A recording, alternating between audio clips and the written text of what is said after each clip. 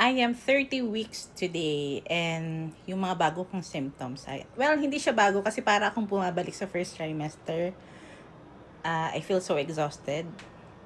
Pangalawa, I'm having very weird dreams. Weird and vivid dreams. I think it's because of the pregnancy hormones. And then, si baby, very active na. Night shift ang baby. dahil hindi daw gumagalaw masyado yung mga miss pag gabi dahil tulog. So, si baby nagigising. As compared pag morning na may movement, para siyang nahihelas sa katawan. So, generally, yung mga babies daw ay night shift during pregnancy. So, night shift nga ang aking baby.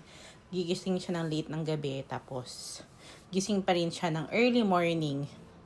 At for me, at para mapatahan ko siya, dahil nag-worry ako dahil baka kung ano-anong pinagagawa niya sa loob. Kumakain ako. So, at 3 a.m. nararamdaman ko yung gutom ko. Tapos, magsasettle na rin siya kapag nakakain kami.